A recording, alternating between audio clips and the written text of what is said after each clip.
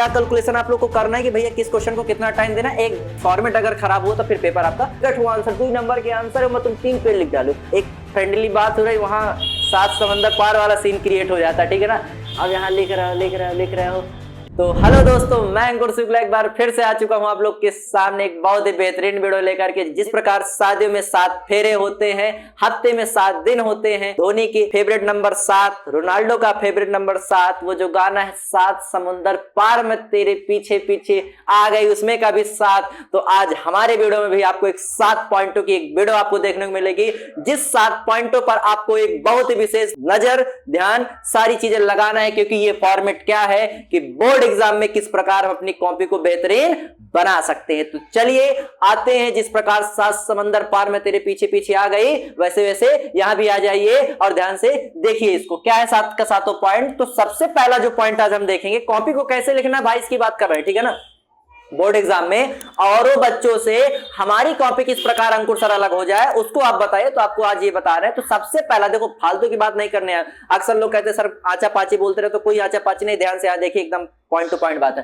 पहला क्या है, समय का सही उपयोग। अब तुम वहां बैठे हो तो पहले एक चीज बता दूं, 3 घंटे के पेपर में पेपर को एनालाइज करो, 15 मिनट एक्स्ट्रा समय मिलता है। 3 घंटे 15 मिनट आपका पेपर टाइम होता है। तो 15 मिनट में ये एनालाइज कर लो कि इस फॉर्मेट में पेपर है, इतना टाइम इस क्वेश्चन को, इतना टाइम इस क्वेश्चन को। अब पता चला किसी एक क्वेश्चन में तुम आधा घंटा दे दिए, किसी में तुम 1.5 घंटा दे दिए, बाकी बचे सारा पेपर तुम्हारा रखा है। तो समय का विशेष मतलब ध्यान दीजिए भैया, समय आपका बहुत जरूरी है। आप देख रहे हो कि हाँ भाई इस क्वेश्चन में इतना 10 मिनट इसमें, 5 मिनट इसमें, पूरा कैलकुलेट कर डालो। वो जो 15 मिनट हो ना, उसको पूरा यूज करो। उस 15 मिनट में क्या करो, 10 मिनट पेपर पढ़ो, 5 मिनट उसमें क्या कैलकुलेशन आप लोग को करना है कि भैया किस क्वेश्चन को कितना टाइम देना। 1 से 2 मिनट में अपनी कॉपी। चलो शुरू करते हैं आगे। उत्तर को सुव्यवस्थित लिखें। सुव्यवस्थित मतलब नीट एंड क्लीन। पता चला वही 8 लिखो, मां खट खट खट इन तरह काटो, साथ छेद हो गया, कॉपी मार पार दिखने लगा, ठीक है ना। ये सारी चीजें नहीं दिखना, ट्रांसपेरेंट कॉपी नहीं बनाना है आपको। पहली बात प्रयास ये करना है कि जब दिमाग आपका पेपर में रहेगा, आपको लिखना उसी को है, तो आप गलत क्यों करोगे। आप पता चला लिख यहाँ रहे हो, उसके बाद ला ला ला ला गाना बजता है ना,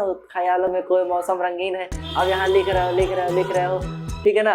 तो ये सारी चीजें नहीं करना पेपर में। वो आप कोई क्वेश्चन लिख रहे हो, अब उसमें अचानक से वो ट्रेंड वाला गाना चल गया, तो से है नाता है गुजरिया।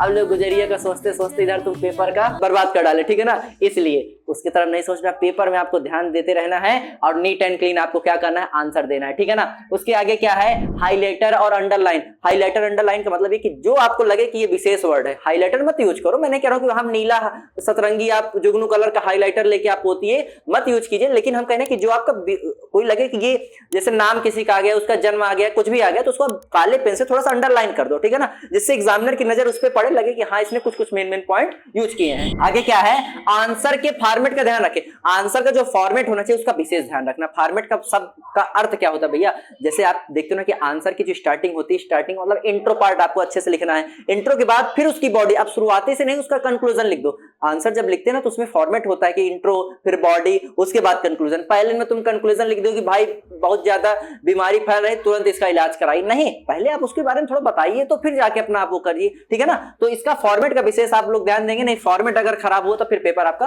खराब हो जाएगा। आगे क्या है, मार्जिन और नंबरिंग। देखो मार्जिन और नंबरिंग का मतलब ये होता है कि जैसे अक्सर होता है ना कि 1 नंबर का क्वेश्चन है, 5 नंबर का क्वेश्चन है, 3 नंबर का क्वेश्चन है, तो मार्जिन का भी विशेष ध्यान रखो। 4 नंबर 5 नंबर के क्वेश्चन में आप बहुत ज्यादा नहीं लिख सकते, ठीक है ना। 1 नंबर का क्वेश्चन, अब 1 नंबर के क्वेश्चन में आपको बहुत खींचिए 2 से 2.5 लाइन 3 लाइन लिखना है। अब 2 नंबर के क्वेश्चन में आप ज्यादा लिख रहे हो, 5 नंबर का क्वेश्चन देख रहे हो खाली 1 अक्षर लिख के चले आ रहे हो। आपसे पूछा गया व्हाट इज यूट्रोपिकेशन, यूट्रोपिकेशन में क्या लिख के चले आए, एजनिंग ऑफ लेक। डिफाइन यूट्रोपिकेशन लिख के चले आए, एजनिंग ऑफ लेक। और देख रहे हैं नंबर कितने का, 5 नंबर का, तो 3 अक्षर देख के 5 नंबर तुम्हें कोई नहीं दे देगा भाई, 4 उंगली 1 दबी है, ठीक है ना। ये सोचो कि 4 है, ठीक है ना, आज का आज 5 ही वाला सीन नहीं है। तो मार्जिन का विशेष ध्यान दीजिएगा, नंबरिंग का विशेष ध्यान दीजिएगा।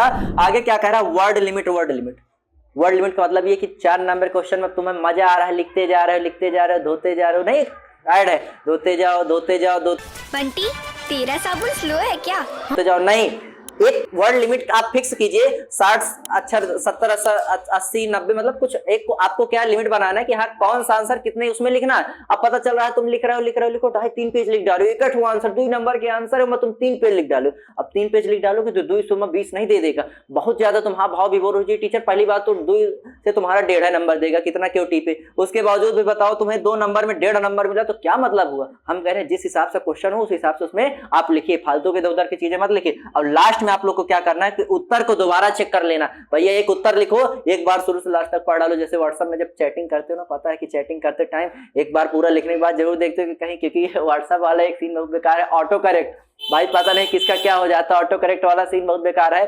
कुछ लिखने कुछ जाओ, लिख कुछ और जाता है, जहां काम बनना है वहां बिगड़ जाता है, जहां लगता है कि यार एक फ्रेंडली बात हो रही वहां सात समंदर पार वाला सीन क्रिएट हो जाता है, ठीक है ना। तो ऑटो करेक्ट वाला सीन यहाँ पे ना होने पाए, कोशिश ये करिए कि एक आंसर लिखिए तो उसको दोबारा पढ़ के एक बार चेक कर लीजिए, ठीक है ना। ये विशेष ध्यान रखिए, बाकी आपकी कॉपी एकदम बेस्ट बढ़िया जाएगी।